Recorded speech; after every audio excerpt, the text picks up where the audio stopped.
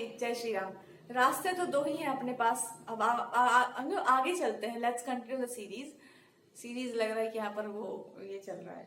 मतलब हाँ, प्रश्न के बाद प्रश्न ही उठते हैं। जब दिमाग में सवाल आते हैं तो सवाल आते ही चले जाते हैं। तो जितने सवाल मेरे दिमाग में आ रहे हैं, हम सारे सवालों का खुद ही जवाब दिए दे रहे हैं। जब भी आपको जो भी समझ आना हो या जो भी आपको लग जाए। चलो, तो मेरे दिमाग में फिलहाल ये सवाल आ रहा है कि अगर आपके प्रश्न पूछना हो कि भाई कैसे पता चलेगा कि फिर मेरे लिए कौन सा रास्ता है, क्योंकि अभी ट्रेंड में क्या चल रहा है, सब लोग मेडिटेशन कर रहे हैं, सब लोग ध्यान करने की बात कर रहे हैं, योग करने की बात कर रहे हैं, बहुत अच्छी बात है। पर क्या आपको लगता है कि आप मतलब आप उस रास्ते से जा सकते हैं? क्या आप तैयार हैं उस तरह के रास्ते के लिए?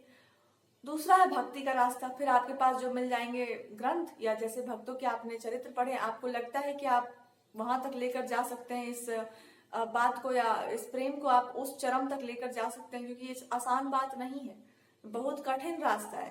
प्रेम का पथ सबसे कठिन पथ होता है और सबसे आसान भी होता है। आसान इसलिए होता है बिकॉज इसमें प्रेम का पथ है, और कठिन इसलिए होता है यही निर्वाह करना पड़ता है, इसे शादी निभाना पड़ता है ना। चैटिंग वैटिंग तो रोज ही चल रहा है सबसे, लेकिन निभाना जिसके साथ है उसी के साथ लगता है बस। अब वैसे ही है भक्ति भी, निभाना पड़ेगा फिर आपको। और वो इतने सीधे हैं भी नहीं, वो जल्दी हाथ में आते नहीं है किसी के, और आ जाते हैं तो नचा देते हैं बिल्कुल। तो आपको पता ही होगा, अगर आप जितना पढ़ते जाएंगे उतना आपको पता है कि बहुत रोना पड़ेगा, बड़ा कष्ट होगा जीवन में। एक तो यात्रा में कष्ट होगा, उसके बाद और कष्ट आने वाला है। तो आप सोच समझ के चुनाव होगा कि आंखों में कितना पानी है। अगर आंखों में पानी भरपूर है तो इस रास्ते पर आ जाना बिल्कुल, बिकॉज वो टपकने ही वाला है बस। So now you feel like कि ये दो अलग अलग रास्ते हैं, और मेरे जैसा इंसान, मेरे जैसा इंटेलिजेंट पर्सन ज्ञान के ही रास्ते से जा सकता है। ये भक्ति बहुत कठिन रास्ता है, और हम लोग उस तरह से नहीं हो सकेंगे कि बड़ा बड़ा आदर्श नहीं निभा सकेंगे हम लोग। अगर ज्ञान की बात आप करते हैं तो जितने स्पिरिचुअल मास्टर्स हैं अभी जो ज्ञान की बात करते हैं, आपको सुनने में बड़ा अच्छा लगेगा, उनके बातों को सुन करके चिपकाने में बहुत अच्छा लगेगा कि देखो हमको पूरा ज्ञान प्राप्त हो गया है। और लोगों के बीच में बोलने में तो इतना मजा आ जाएगा कि बस पूछो मत। पर सच आपको भी पता है, और सच सबको पता है कि आपने जो है रट्टा मारा है, तोता बनना है यहाँ पे एकदम। तो तोता बनने से कुछ होने वाला तो है नहीं। तो अब यहाँ पर क्या कहा जा सकता है? अब यहाँ पर यही कहा जा सकता है कि अगर आपको दुनिया में बहुत इंटरेस्ट हो तो आप अपने साथ ये खेल कुछ दिनों तक खेलिए। आपका मन आपको खेलने भी देगा कि तुम ये कर लो, तुम वो कर लो, सुन लो थोड़ी बातें, कुछ कुछ फॉलो कर लो। हाँ, लेकिन अगर आप सच में किसी रास्ते के पथिक हैं और आप एकदम सही डायरेक्शन पे जाने वाले हैं, अब आपके मन में इतना कूदने के बाद, देखो हमेशा ना एक ऐसा रास्ता आप चूज करेंगे जो आपके ईगो को बहुत अच्छा लगेगा। कठिन रास्ता, मन जो होता है ना कॉम्प्लेक्स चीजों के पीछे बहुत जाता है कि कॉम्प्लेक्स है एकदम। सिंपल इंसान से तो आदमी दूर भागता है कि देखो तो सिंपल है। पर जब कॉम्प्लेक्सिटी आती है ना कि इसको समझना बहुत मुश्किल है, ये थोड़ा अलग टाइप का इंसान है, तो ईगो अहंकार उसके पीछे आपको दौड़ा देगा। लड़कियों में भी ऐसा होता है, पुरुषों में भी ऐसा होता है, रिलेशनशिप्स में भी ऐसा होता है। क्योंकि बात भगवान की कर रहे हैं तो हम निजी जीवन को भी छोड़ नहीं सकते। तो यूजुअली इंसान उसी इंसान को चुनता है जो थोड़ा सा मुश्किल स्वभाव का हो या बड़ा कॉम्प्लेक्स बात करता हो, समझ में नहीं आता हो, अलग तरह से आपका अहंकार पुष्ट होता है कि मैं कुछ अलग हूं, ये इंसान कुछ अलग है। साधारण व्यक्ति को तो आप ऐसे ही रिजेक्ट कर देंगे कि भाग, साधारण में क्या है, इनमें कुछ नहीं है। साधारण व्यक्ति, इसको कॉम्प्लेक्स बनाओ, इसको कुछ अलग बनाओ, इसको कुछ डिफरेंट बनाओ, थोड़ा इनका ईगो बूस्ट करो, इनको जो है थोड़ा सा ऐसा करवाओ कि ये थोड़ा डिफरेंट डिफिकल्ट बन जाए।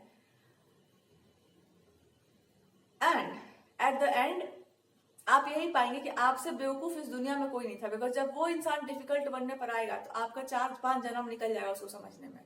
It is that difficult to understand that person. तो भगवान ही सारा खेल खेलते हैं आपके साथ कि पहले आपका अहंकार इस बात पर लगा देते हैं कि आप बहुत अलग है, क्योंकि आपका कोई अलग तरह का चॉइस है।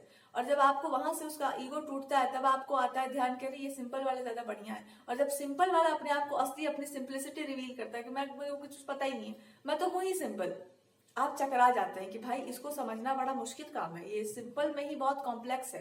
कहते हैं ना, simplicity is the ultimate complexion, I mean sophistication, I am sorry.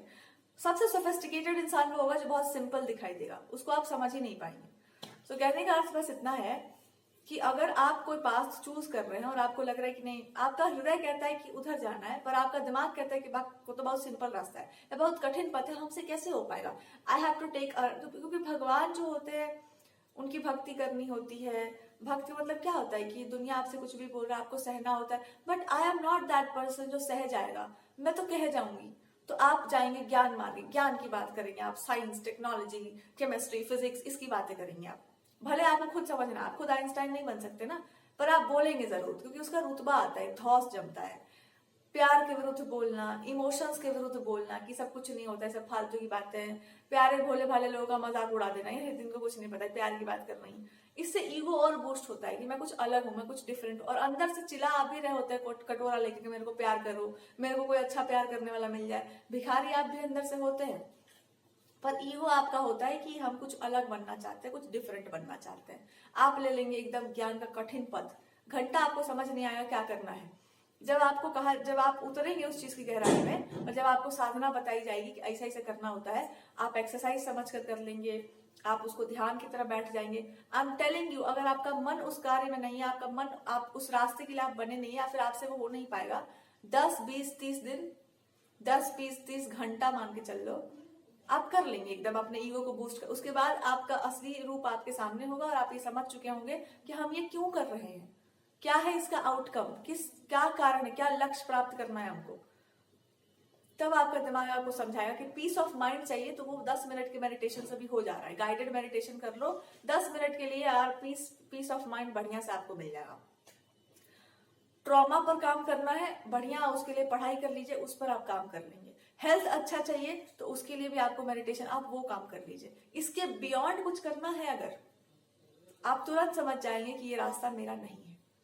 क्योंकि उसके बियॉन्ड अगर आपको कुछ करना है और आपके अंदर भक्ति का भाव थोड़ा सा भी है, तो आप तुरंत ये कहिए कि हमको भगवान मेरे सामने चाहिए, हमको स्वरूप वाले भगवान चाहिए। वो निराकार है, ठीक है, हम मानते हैं, पर मेरा मन इसको मानने को तैयार नहीं है, हमको देखना है उनको। ये भक्त का नेचर होता है। या एक सिंपल सी, अगर आप लड़की हैं तो आप यूजुअली ऐसे ही रास्ते को चूज करेंगी जहां भगवान अपने आकार में हो, आपके साकार रूप में हो। क्योंकि प्रेम पाने का, प्रेम देने का ये जो भाव स्त्री के अंदर होता है, ये समर्पण का जो भाव, जो कहा जाता है ना ग्रंथों में कि औरत का सबसे सर्वोत्तम गुण है समर्पित होना। जो जितना ज्ञानी होगा वो अपने कर्म के प्रति, अपने धर्म के प्रति, अपने जो स्पाउस है, जो आपका धर्म, पतिव्रता धर्म जो भी है, उसके प्रति उतना ही समर्पित वो इंसान हो जाता है। क्योंकि पता है कि एक ही के प्रति समर्पण सर्वोत्तम होता है, और वही आपका साधना बन जाता है। लेकिन जब तक ऐसा कुछ जीवन में नहीं है, तब तक आपके ईश्वर है। तो प्रेम पाने का या प्रेम को अर्पित करने का ये जो भाव है, ये भक्त के ही भीतर आ सकता है, और वो एक ही रास्ता हो सकता है, वो है मीरा का रास्ता।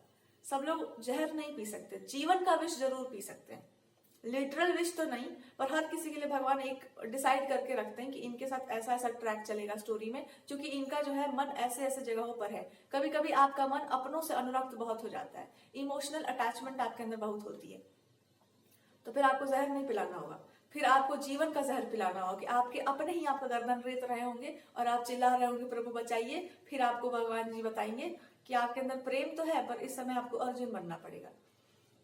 भगवान डिसाइड, आप डिसाइड नहीं करते हैं, आपको कोई अधिकार नहीं डिसाइड करने का, वो डिसाइड करते हैं इनका कीड़ा कहाँ पर है सबसे ज्यादा।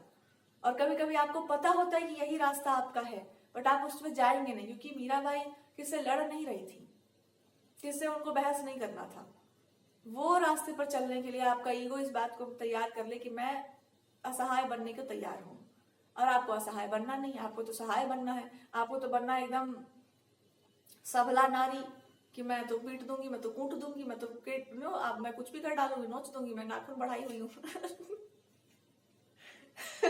शेरनी बनना है ना आपको। So that is what I am trying to tell you कि दिमाग आपको भ्रमित करेगा, बुद्धि आपको भ्रम में डालेगी। हृदय भ्रम में नहीं पड़ता, हृदय को भ्रमित आप नहीं कर सकेंगे, दिमाग को भ्रमित कर सकते हैं आप ईगो अहंकार को ट्रिगर करके, पर हृदय किसी का आज तक भ्रमित हुआ नहीं। हृदय को तो शुरू से पता था कि तुम नाचोगी एक दिन, मीराबाई की तरह नहीं नाच सकेंगे आप, क्योंकि वो तो वो है। एक भक्त की तुलना किसी और से नहीं हो सकती, लेकिन वो करनी भी नहीं चाहिए। उनका रास्ता आपके लिए प्रेरणा बन सकता है कि क्या लाइफ रहा होगा उनका, और किस तरह का जीवन होगा, कैसा विश्वास होगा कि उस समय भी समाज के इतने कड़े नियम थे, पर आप उसको तोड़ने को तैयार है। प्रेम का कैसा प्रवाह होगा, कहने का अर्थ बस इतना है कि आप जहर उठा के पी लीजिएगा तो आप मीराबाई नहीं बन जाइएगा, या फिर आप उस तरह का ड्रेस कॉस्ट्यूम पहन लेंगे तो आप वो नहीं बन जाएंगे, कॉस्ट्यूम्स में कुछ नहीं रखा है। या वो शब्दावली में आप बोलने लग जाएंगे तो आप नहीं बन जाएंगे। वो शब्दावली आपके अंदर उतर जाएगी अगर आपने उस रास्ते को फॉलो किया होगा तो। जरूरी नहीं है कि आपको उसको प्रदर्शित करना पड़े, पर वो अपने आप हो जाएगा। तो भक्ति का पथ जब आप टूट जाएंगे ना, अच्छे से चकनाचूर हो जाएंगे, एकदम खंड खंड भगवान आपको कर देंगे, तब आपको होश आएगा कि नहीं, हम नाचना चाह रहे हैं, हमको सिंपल बनना, हमको नहीं जाना। अगर ईश्वर है तो हमको कोई ऐसा संबंध उनसे चाहिए कि चाहे जीवन में कुछ भी हो रहा हो, रोते गाते हुए जाए और हमको पता हो कि ये मेरे भगवान है। और ये अगर आपको प्रेम है तो आप यही बोलेंगे कि आप मेरे भगवान है। वो प्रेम ही क्या जिसमें आप ये नहीं बोल सकते कि आप हमारे हैं, आप मेरे हैं, आपका कोई अधिकार नहीं है उस प्रेम पर, केवल मेरे ही हैं। हाँ, तो वो हो सकते हैं केवल तुम्हारे, अभी पूरा दुनिया को नहीं बताना है, पर वो पर्सनली आपको बता सकते हैं कि हाँ जी हम तो तुम्हारे ही हैं। हम जैसे जिस स्वरूप में तुम्हारे हैं, जितने तुम्हारे हैं उतने हम किसी के नहीं है, क्योंकि जितना आपने दिया है उसके अकॉर्डिंगली ये आपका बनता है अधिकार। पर ये दुनिया जाने इसका कोई जरूरत थोड़ी है, जरूरी थोड़ी कि पूरा संसार जान ले कि आपके और उनके बीच में थर्ड पार्टी सिचुएशन क्रिएट नहीं होना चाहिए कि आपके और उनके बीच में पूरा संसार घुसा हुआ है। कुछ बातें आपके और आपके भगवान के बीच में रहे तो ज्यादा अच्छी है। तो जरूरी नहीं कि आप वही रास्ता चुनेंगे, पर ये जरूर है कि आप उनके जीवन को देखकर, भक्तों के चरित्र को पढ़कर आप ये समझ जाए कि क्या आप में नहीं है जो उनमें था, या क्या आपको लाने का आवश्यकता है, या क्या आपके भीतर छुपा हुआ है पर आप उससे भागते हैं या डरते हैं, और कैसे उस स्टोरी को या उस कहानी को पढ़ करके आपको महसूस क्या हुआ। हर बार जितना बार आप पढ़ेंगे उतनी बार कुछ नया नया आपको समझ में आएगा। तो आप ये डिसाइड नहीं करते, डिसाइड पहले ही हो चुका है, पूर्व जन्मों से वो डिसीजन हो चुका है कि आप कौन से रास्ते को फॉलो कर रहे होंगे और क्या आप करेंगे। समय तब आएगा जब आपका ये अहंकार टूटेगा कि आप कुछ खास करने वाले हैं। जितना कॉम्प्लेक्स करेंगे उतना अच्छा है। सबसे कॉम्प्लेक्स होता है सबसे आसान बनना, सबसे मुश्किल होता है एक साधारण रास्ते पर चलना। और ये मान लेना कि आप एक कमजोर व्यक्ति हैं, आप जो है असहाय है। कमजोर आप है नहीं, सबसे सहाय आप ही हैं। एक बार बोल देंगे तो भगवान जी उनको कूट काट देंगे बढ़िया से, आपका बस कंप्लेन ही काफी है। लेकिन फिर आपको करना नहीं है ये काम। जो वास्तव में शक्तिशाली होते हैं वो नहीं लड़ते किसी से, देख लेते हैं वही पर्याप्त हो जाता है। ये इतना लंबा चौड़ा बोलने का अर्थ बस इतना था कि दिमाग आपको भ्रमित कर सकता है, हृदय नहीं। और अगर वास्तव में ईश्वर को पाने की कोई इच्छा आपके अंदर है तो आपकी इच्छा नहीं है, वो जन्मों जन्मों से आप लेकर आ रहे हैं। अहंकार की धूली से वो ढका हुआ है, उसको तोड़ ताड़ करके भगवान जी आपको सही रास्ते पर लाएंगे। ये करने वाले भी ईश्वर ही होंगे। जब आप भक्ति के पथ पर आ रहे होंगे, शुरू से आप देखोगे, शुरू से ही वही आपको पीट रहे थे हर जगह से, और पीट पीट कर वही इस रास्ते तक ला रहे थे। वही आपके इष्ट ही थे और वही आपको यहाँ तक लेकर आए हैं और आगे भी वही लेकर जाएंगे। और जितनी परीक्षाएं होंगी सब वही दिलवा रहे होंगे। जैसे एग्जाम में होता है ना, एग्जामिनर हाथ पीछे करके देख रहा होता है कि कौन कौन सा क्वेश्चन पेपर आपको मिला, क्लास टीचर आकर के साइन कर रहे होते हैं, बस वैसा ही है कुछ। अंत में हर इंसान को यही पता चलता है, और जैसे ही उसको यहाँ तक वो इंसान पहुंचता है वो फूट फूट कर पहले रोता है कि हम कितने मूर्ख हैं, कि हमको ये लग रहा था कि हम कर रहे हैं सब कुछ। हम कितने मूर्ख हैं कि हमको लग रहा था कि भाई हम चल रहे हैं किसी रास्ते पर, मेरा रास्ता है, मैं हूं, ये है। हम कहीं नहीं थे। अगर वो नहीं होते तो हम कब के खत्म हो चुके होते।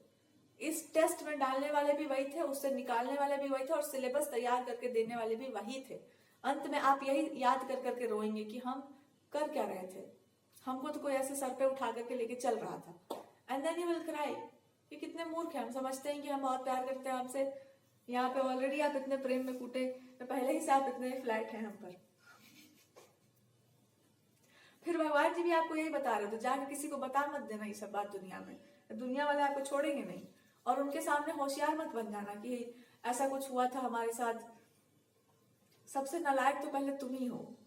दुनिया कह रही है कि तुम साइंस पढ़ लो, केमिस्ट्री पढ़ लो, मैथ्स पढ़ लो, डिग्री डिप्लोमा के पीछे भागो, तो तुमको यहाँ पर लगा पढ़ाई कि हम ये पढ़ेंगे वो पढ़ेंगे, भगवान को जानेंगे। तुमसे नालायक तो कोई नहीं है। अब ये बात मान के चल रहा है कि तुम नालायक हो। अब उनके सामने अपने आप को लायक प्रस्तुत मत करने लगना, ये वो आपको ट्रिगर करेंगे और आप अपने आप को लायक प्रस्तुत करने लग जाएंगे कि मैं बहुत अच्छा हूं, मदारी के बंदर हो जैसा। ये सब काम आपको नहीं करना चाहिए एक्चुअली।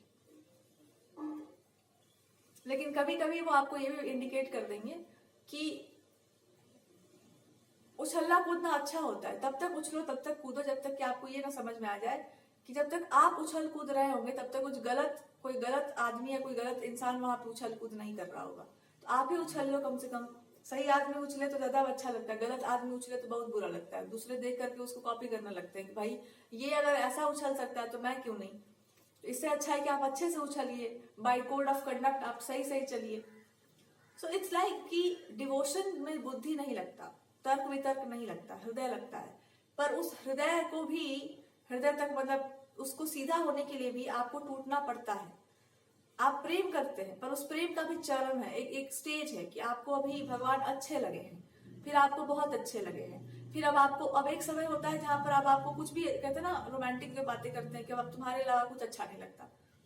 वहां तक पहुंचने के लिए आपको उस चीज में उतरना पड़ेगा, पूरी गहराई में डूबना पड़ेगा, और उसमें भी आपको टूटना पड़ता है। क्योंकि आपको लगता है कि हम इतना तक जा सकते हैं, इससे आगे नहीं। तो जो ब्रेक है वहां पर, जो ब्लॉकेज है, उसको कौन तोड़ेगा? उसको वही तोड़ेंगे, कूट कूट के तोड़ तोड़ के फिर आपको आगे बनाएंगे। सो आजकल के टाइम में हमको ऐसा लगता है कि भक्ति का पथ बुद्धि से होकर जाएगा जरूर, पर है वो एक्चुअली में वो हृदय की ही बात है। और हृदय कभी कभी फंस जाएगा, लोग आपको बता देंगे कि सब क्या कर रही हैं आप, इस सबसे कुछ नहीं रखा है। फिर दिमाग उधर फंसेगा, फिर भगवान जी पीट पाट के तुमको वापस लाएंगे। उनको जाने दो जहां जा रहे हो, तुम अपने रास्ते पर चलो। और दुनिया को मत बताओ कि तुम क्या कर रहे हो, क्या नहीं कर रहे हो, क्या अनुभव हो रहा है, उसका कोई जरूरत नहीं बनता है। कुछ रिलेशनशिप्स को ना प्राइवेट रखना चाहिए, नहीं तो वो दुनिया आकर उसको खराब कर देती है, पता है ना आपको। ओवरऑल क्या हम कहना चाह रहे थे, रास्ता तुम्हारा वही है जहां पर आपका मन रम चुका है और एक अंदर से अग्नि प्रज्वलित हो रही है, पर उस अग्नि को आप छूना नहीं चाहते, आप जानते हैं कि आप जल जाएंगे। और जिस दिन आपको तोड़ ताड़ करके उस अग्नि के पास वो ले आए, कुछ समय लगेगा, फिर आप सर्कल मारते मारते डब। दैट इज भक्ति। मेरे लिए तो यही है, दूसरों के लिए जो भी हमको नहीं पता।